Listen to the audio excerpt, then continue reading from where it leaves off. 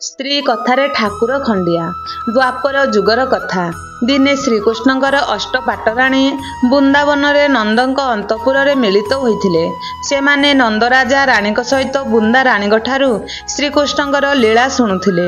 अंतपुर पुरुष लोकंकर प्रवेश पाई बारण कर जाइथाए। सुभद्रा देवी द्वार मुहरे जगवाल रूपे ठिया होइथिले। वृंदा राणी जेतेबेले श्रीकृष्णकर वृंदावन ठारू गोपलीला पर्यंत वर्णना करुथिले, सेही समय कृष्ण बलराम आसी द्वार मुहरे पहुंची गले। से दुहें अंतपुर को जीवापाई चाहिए, किंतु भौणी सुभद्रा से दुही को भीतर को जीवापाई बारण कले। अंतपुर वृंदाराणीकर समस्त कथा द्वार पाखक शुणा जाउथाए। कृष्ण और बलराम द्वारर दुई पार्श्वरे नीरवरे ठिया होई वृंदा राणीकर कृष्णलीला वृत्तांत शुणुथांती। सुभद्रा मध्य दुई भाईक मध्य ठिया होइथिले। श्रीकृष्णकर अपूर्व लीला कहानी शुणी तिनिहे महाभाव मग्न हो गले।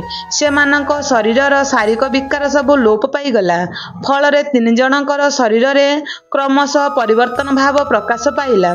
सेमानकर हस्त पाद क्षुद्र होईगला, आखि गुड़िक विस्तारित होईगला। राधांग विषय वर्णना शुणी सेमानकर महाभाव प्रबल आकार धारण कला। सेमानकर शारीरिक आकृति संपूर्ण रूपे बदली जाइथिला। ठीक सेतिकी बेले ब्रह्मश्री नारद सेठारे आसी पहुंची गले। देखिले कृष्ण और बलराम मझिरे सुभद्रा ठिया होइछंती। सेमानकर पूर्व रूप बदली जाइछि। सेमानकर एपरि भाव देखि नारद मध्य विस्मित होइगले। तीन जनकर शारीरिक आकृति परत्नाक प्रभाव बदली जाइछि।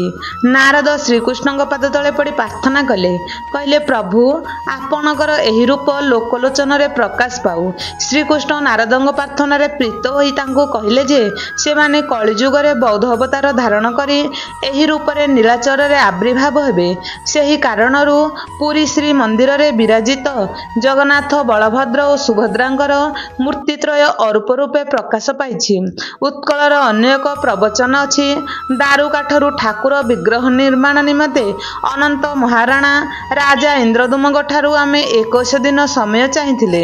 एही 21 दिन से यज्ञ मंडप गृह रे दरजा बंद करी रहिबो। ता पूर्वरु दरजा खोलिबा पई से बारण करिथिले, किंतु 15 दिन बेलकु जेतेबेले रुद्ध कोठरी मध्यरु कौनसी शब्द सुनागला नाही, सेतिकी बेले समस्ते महाचिंतारे पड़ीगले। इंद्रदुम्न राणी गुंडीचा देवी द्वार खोलिबा पई जिद कले। राजा राणी कथारे द्वार खोली देखिले जे मूर्ति गुड़िक अर्थनिमित अवस्था रही। राजा इंद्रदुम्न निजर भूल पाई अनुताप कले।